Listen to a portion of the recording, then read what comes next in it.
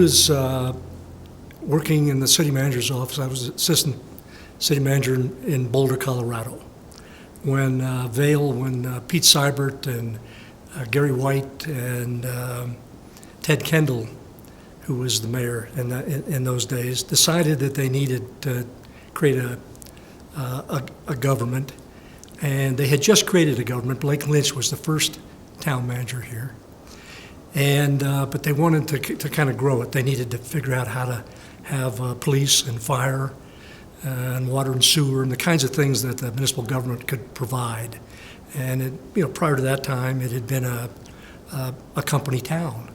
And so it was a moment of some horror on some people saying, my God, we don't need to be a town. And others say, no, we really have to become a town and a community. So I came here from Boulder in 1969. Well, actually, I'm not sure Terry and I have ever really had this conversation because it might scare some people that I also come out of the city manager's office in Boulder. I was the deputy city manager for a period of time there, and I was saying earlier, I probably always wished that I had taken a little time off and been at a ski resort. So when the Vail position was open, I applied for it. It's 12 years ago now, and actually when you think about it, between the two of us, 22 years. Yes. A good chunk of Vail's now 52 years? 52 years. 52 so years. We had So 22 years of it. yeah, 22 years of it. Yeah. So we both have had some influence on Vail. There's actually a pretty long list of his accomplishments in his time frame here, I think from 69 through 79. 79, and there are quite a few. The tax, the rent tax, the establishment of parks. There's really quite a lot of things. I would ask him, what does he feel is his? No, I mean, the two things that I'm sort of most proud of, besides that I survived here for 10 years, was it had to be the home rule charter, because you don't get to create a home rule charter only once in a community's history. And we were able to do that, and I was the author of much of it. So it's kind of setting the framework, the Constitution, if you will, for the local government. And that gave us the ability to do a lot of things that towns weren't able to do in those days. And the second one, I've got many other loves, but the second one was probably the acquisition of Ford Park, which many thought was not needed at the time. And I think when you look back, proved to be maybe a pretty smart thing we did. By the way, I was simply the town manager here. There was John Dobson, the mayor, and a council, and a lot of people that made all these things happen. I was simply trying to hang on to the tiller. Yeah, we're facilitators to a large extent in the end, trying to gather things and move them in a good direction. I think Dobson Ice Arena was one of the... Dobson Ice Arena. It was an important thing because many people had always wanted this ice arena and we'd never been able to get it. It was the last thing that I did before they pushed me out the door, And it was an honor for John Dobson, who'd been the mayor for virtually all those 10 years when I was here, who was just a wonderful human being. Much of what Vail is about was because of Sissy and John Dobson. So that was, and then one other thing that still exists today, because I still kind of get tied up in it, was the creating of the symposium, Vail Symposium, which, John and I kind of created together, but the idea was, in the early days, we didn't know what we were doing, and we were in sort of this evolution of Vail is not just a resort and a ski area, but it was a new town. At the time when Reston and Columbia and a lot of things were becoming new towns, never quite maybe seen that way, but it's if you look at it, probably one of the most successful new towns ever. And anyways, the symposium was simply a way to get people from outside, whether Mayor Lindsay or Bob Redford or Stuart Udall or whatever, to come and have conversations with us about what is it that we could become, what should we become, how would we do that? So. Well, I look at some of those pieces from his time period, and I think what it in part did is it started to broaden the base of, sort of create a foundation for different components that are not just skiing when you think of parks, when you think of ice arenas, and then you think of golf courses and the things that start to, build a base. Red Sandstone, I think, was also elementary school established during that time period. Those really start being the components that are really all still in play today, but started to broaden the base and establish the foundation of more pieces of a community that we still have our struggles with, challenges, time and again. But clearly the time period that Terry was the leader of the organization, a lot of that was created. Our wives were both teachers, elementary teachers, and first in the Boulder School District, and then in Vail. My wife was the second teacher here, in a little public school about where the clinic is today. So there was a sort of a one-room schoolhouse. It really was. It was above the Tom Steinberg's clinic. All right. So we had kind of have that in common. So we were involved in again the kind of the notion of what is a community and what does a community need. Part of what it needed was a school, a local school, and with that tradition carries on. I'm a fan of Stan's because not only did he last a hell of a lot longer than I did. I was here 10 years, and he's on 12, going on 13. He's talking about maybe 29 years before he moves on. But he's really taken this place to new levels internationally. You travel the world. I was in France this summer with my grandkids, and I say, I'm from Colorado, and then I talk a little bit about maybe mountain stuff. Everybody knows Vail. In little bitty French villages, I say, that's on my bucket list. I'd like to come to Vail sometime. Anyway, and that's a lot because Vail has been lucky, I think, in terms of mayors and councils, but I think particularly lucky in terms of town manager. This is a council manager government here. I was involved in the charter with that. And so the manager is maybe a little more significant than in some communities. And it's a small place, and yet with a big megaphone and a big world view. But to kind of take it to these next levels, it's been pretty amazing for me to see and be on the sidelines of that. I kind of laughed a little bit. I was looking back at a publication for our 50th anniversary where they recaptured a little bit of the history. So in your time period, parking, ironically, how could that be? was a conversation which is obviously carried through throughout the history, and you did the first bonds, and built 1,000 parking spots. And was there any uproar when you started charging $1 for parking? Well, Stan, there was an uproar for almost everything we did. The skipper, who was the editor of the Vail Trail in those days, seemed to like to, that doesn't happen to him, but it happened to me, vilify me weekly in terms of what was our... Actually, I had one.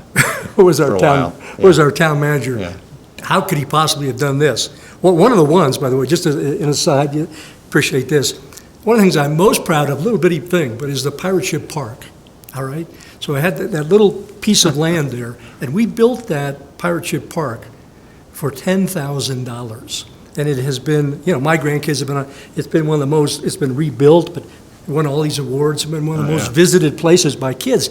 And the skipper at that time wrote an article saying, well, there are no kids in this town. That is not what the town ought to be doing. Anyway, but then we went through this series of things like the parking. We had over 30 bond issues between the rec district and sewer and water and all this stuff, and parking structures and town halls, and we passed them all, often very, very closely. But there was always in these little communities, you have a lot of people that have opinions, and they meet out in Bridge Street almost every morning after coffee and kind of talk about what needs to be done and who should have done it and whose fault was it. So those, $1 for parking. Yeah. That was a big issue in those days. Yeah. Well, it's always the manager's fault. Of course. Yeah, that's okay. The RET tax, Yes. real estate transfer tax. Correct. No acronyms. a lot of people Real hate. estate transfer tax that is, at the time was certainly looking now at the Tabor statewide rules that don't allow you To do that. to do that, the town had the wisdom to pass that tax on real estate transfers and use that money for open space purposes, Yes. parks purposes, Yes. is a real huge legacy piece.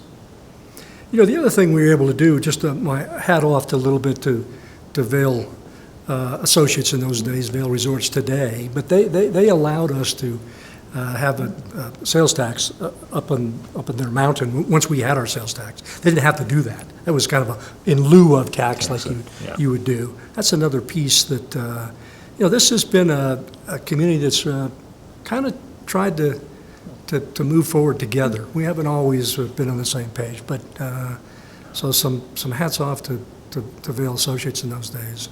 And Pete Seibert, Bob Parker, these guys were skeptical at first that had they created a monster with this town, And I think I knew Pete right up until his last days, and I think they would say no, this was the right thing to do. They see what Stan has done, and they would absolutely say that. This story has been told, and people have different versions of it. But fundamentally, you had Pete Seibert coming out of the 10th Mountain Division, sitting over in Aspen with some war wounds, but still a ski person who remembered from his days at Camp Hale this little mountain over here, and the dream. And then he and Earl Eaton were able to buy about 600 acres of it, and had a little rod and gun club because they didn't want people to know what it was going to be. Right. So it was kind of under the radar, right? And they created it, and they were mountain people. They were skiers, and then Bob Parker joined, a bunch of other people joined. So the original version was, and they had been, Riva Ridge is named after one of the toughest battles in Italy that Pete was a part of, the Riva Ridge. The horse and the ski area are named after the battle in Italy. Anyways, so that was their dream, all right? And then all of a sudden, this thing, because they had the right mountain and they had the right time, and it was the right time in the 60s and after the war, and people wanted to be in the mountains and they wanted to recreate, and skiing really took off, right? And Vail was right in the center of that. So you had that going, and then the notion was it became successful as a ski destination, but should it be more? What about the summers? I can remember when we started building the golf course, people said, why would you build a golf course here? Well, who would ever think today in this valley, I don't know, 25 golf courses or something? And anyway, and it was an evolution with starts and stops, okay, of trying to figure out what it needed to be, what it wanted to be. I had, coming from, city management background, had always wanted it to be a community. And John Dobson, who had come from, who was in the OSS in World War II and was a playwright and all kinds of interesting things, was very much he came from Vermont, was very much a community person. So we were on the same kind of wavelength. And there were tensions in those days between, is it a guy by the name of John O'Mato, who was a lawyer who sued John and I think at least 30 times. And John Amato and I became friends on his deathbed. But anyways, he thought but he kept saying, Terry, you guys have this wrong. This is a resort. This is not a community. It shouldn't be a community. And we said, no. I believe, and I think it's proven this, but it's not just Vail, other places, that a good resort can be a good community. And a good community can be a great resort. It just makes it broader and deeper and more the ability to kind of sustain itself. The challenges are probably not, in some ways, particularly different in Vail or Whistler or any of the resorts that we're all familiar with than in a lot of cities. They're just different. They're at a different scale. They're just a little different. Yes. No, I think that's right. I do believe, I keep, some people accuse me of keep returning to the scene of the crime here because, I've been away from here for a long time and had a wonderful career, but I still have a sweet spot for this place, for that Gore Range, for a lot of things that maybe fingerprints, but also for the people here. This is Vail is the one who started. You look down Valley and you look at all that. None of that would have been possible without Vail. You know, Stuart Udall came here during that time, and he and I walked up the top of Vail Pass there, and then we kind of hiked a little bit, and he had this vision, which he thought at the time was maybe going to be negative. He said, you know, I can see that this thing could one day extend to Eagle, the urbanization. And I thought he was crazy. I thought, no, that would never be, you know, maybe down to Minturn or something. Anyway, well, look what's happened, right? But that seed was planted here. And I think kind of how we did things and how we saw things. Now, I know a lot of people today down Valley say we want to be anything but Vail. I understand that. But the seed was still planted here in terms of the ability to have self-governance and self-creation in this kind of high-altitude environment. And look at it today. People around the world want to be here. Your comment about, you know, a sweet spot and coming back, I should be so lucky that when I'm done doing this that I carry the reputation that, you know, Terry still carries. I don't know how many years later now, but it's very kind. Very fond. People are very fond of him and remember him well. You'll be welcomed here to a higher degree than I ever was. But no, I have a I have a love for the place, and I have still an interesting. You know, I've been involved at the Vail Leadership Institute, and now this new Vail Center that we're creating. I think Vail has not even hit its stride yet in terms of the contributions it can make outside of the town government, with all due respect to what we did.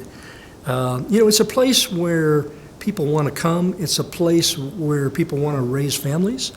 It's a place where they want to think about maybe living a different kind of life. I talked about kind of going from the urban known to the mountain unknown. It's still possible in this country. And I think Vail is at the center of that. It'll be interesting to see how that evolves. But so I think I'm very hopeful about. We're not even half through the journey here.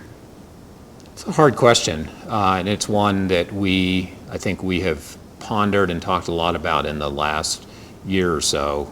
We've talked a lot about generational switches. That there is some shift in the generations that clearly founded Vail and are changing. Boomers are kind of moving a little later in life, and you know, many are still skiing and participating in recreational sports. That's one of the big shifts I think that has occurred over time. Is we are so much more involved with so many different recreational sports, not just snow sports, and that's important. But you know, I think it is hard to figure out a little bit what 10, 15, 20 years look like. We're landlocked, so we're not going to see much growth. We'll have many hard discussions and challenges within the community about density and height and all the things that would come with a future shift in people's ability to live here, because it's constantly a challenge having a diversity of population living here. But I think Terry said it a few minutes earlier that we're going to need to find some, you know, whether that's education forums, whether that's training, whatever, you know, diversity of opportunity you can create here that shifts a little bit away from, you know, simply being part of the outdoors, or at the same time, you know, continuing to move, which I think we've done a good job of evolving with the outdoor opportunities. But it's a hard question. I think it's a very hard question, and I don't think the verdict is in any way. I think with staying here and some of the leadership taking place, it's fine for a few years yet. I've got two competing versions of that. I can point out, and I used to do this, that there are places in the world that are so unique, so special. By the way, I think this is one of them, all right? So I'm going to pick St. Moritz in Switzerland.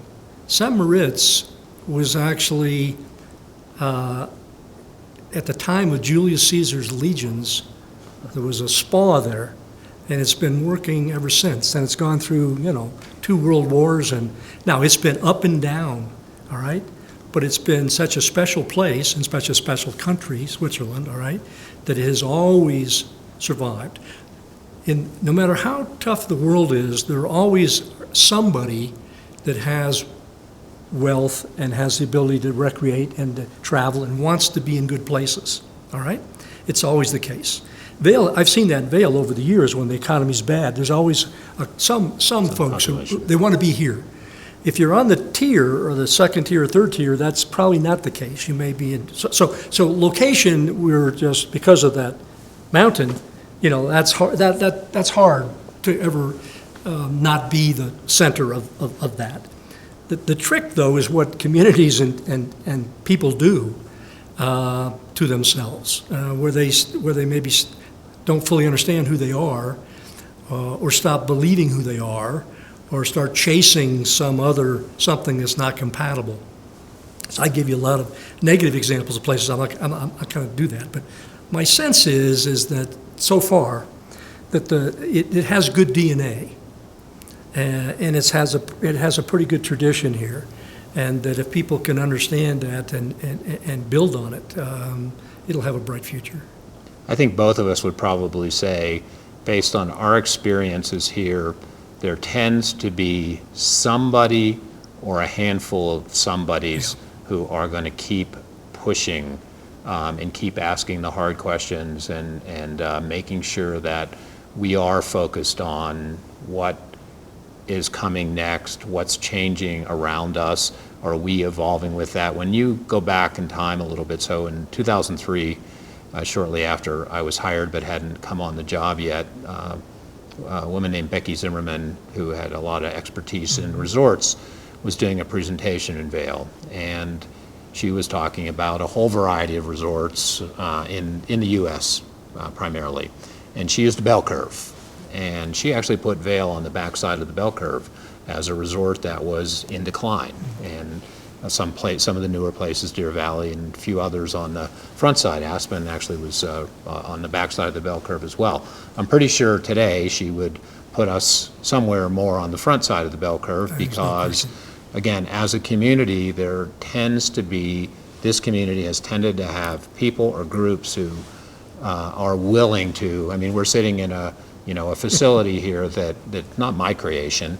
I might have helped facilitate its end game. It's actually getting built, but other people had the vision to say, hey, we're getting tired and we better do some things about that, or we better look down the road and make sure we're relevant, which is just a constant tension and a constant focus that resort communities need to have. And again, my experience would say there have been people in Vail who stepped forward in my time here. Yes, absolutely. And frankly, Vail Resorts is one of those folks that, when you look at a summer program that they're rolling out, they have been one of the ones who, try and put it out there and figure out what's the next important thing that we have to do. Just as a slight addition to that, but because I think it's an interesting question and subject, is there's a book being written called The Vail Way. And I have just written a preface to it, which then caused me to think about these things because I had to write this preface, all right? I do believe that if you look at the early founders of 10th Mountain folks and others, but it's carried on, that there is a Vail way. You have to be careful with that. That's not a pounding our chest. That's it's a worldview that maybe looks at things a little differently and that is more entrepreneurial than many places, all right? And that is a creative kind of energy. That's why people came here because they really were genuinely pioneers.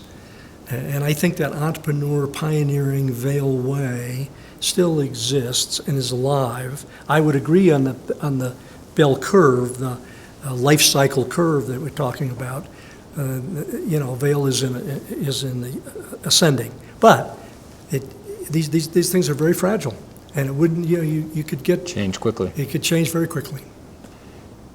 One of the other aspects that, in terms of the Vail, I would probably characterize it, even though I wasn't asked to write the preface for any books, but does that come later? You write the ending. Yeah. There's a service. One of the things that we, and I'm sure it's part of a time period that Terry was here as well, we are so strong about making sure our citizens and our guests have this great experience, something we're very focused on, the ski company is very focused on, and they're people always say, well, how did you get everybody to, we just got our net promoter scores for the summer, and one of the things, they're very good, by the way, and one of the things that comes out of it often is Vail's really a friendly place. We really like how friendly people are. And so where does that service culture come from? And I think, again, it's just embedded in the long history, way before Vail was here, that there is this presence or this just desire and willingness to make everything really work well, have things be as nice as they can be, and that sort of overcommitment on everybody's part to make sure everybody has just the best experience they can have. And somehow, to me, that would be part of the Vail way that Absolutely. I didn't create it. It's Absolutely just somewhere is. Came up out of the ground. Right. Nobody created it. I think it was an ethic Yeah. that was instilled in the early days, kind of the pioneering ethic, the 10th Mountain Division ethic, the kind of mountain living in elevation ethic. Mountain people are different, in my opinion. I've lived in above 8,000 feet for about 35 years of my life. And there's something special about that, and you have that here. But, I can also remember in the 70s when I was here, Aspen was in decline. And who would have ever thought that? Now, they pulled themselves out of that, but it took them about 6-7 years. So you have these periods of ups and downs, and I think Vail is on the ascendancy right now, but it had some tough periods. So how much did your skiing improve in your 10 years here? Mine's could you go out at lunch? Was that a... Yeah, it's interesting. People are always amazed that for a guy who's been in all these mountain resorts and have been a pretty lucky guy, that I'm such a poor skier, poor golfer, and a poor tennis player. I don't understand that. And part of it was in my day. I look back and I say I should have taken advantage of I skied. I learned it. No question about that. And I love skiing, but the job in those days, like your job a little bit, we were supposed to be on duty. Although you'd be surprised the business that are done on chairlifts with town council people. Well, you didn't have cell phones. No, we didn't. So we didn't. We had little pieces of paper. Now you can be anywhere. It's true. That is true. But that's to enjoy the place, I think is a big part of it. Is a part of it, right? And for the family to enjoy. This was a wonderful place to raise a family, and I think it's a wonderful place a lot of young people that I have met through the Vail Leadership Institute and everything. So these are sort of Vail people, all right? Coming from, I sit down with a guy who came from Arkansas, this or that, and I'm saying, what was that all about? And somehow they're drawn here. But I believe we're a nation of seekers. I think we always have been, right? And I think a place like Vail is where a certain kind of seeker is trying to find meaning, trying to find out where could I be something, where I could contribute. And one last thing about this, coming from Boulder, or I've been involved in a lot of things now in the Denver city government, all right?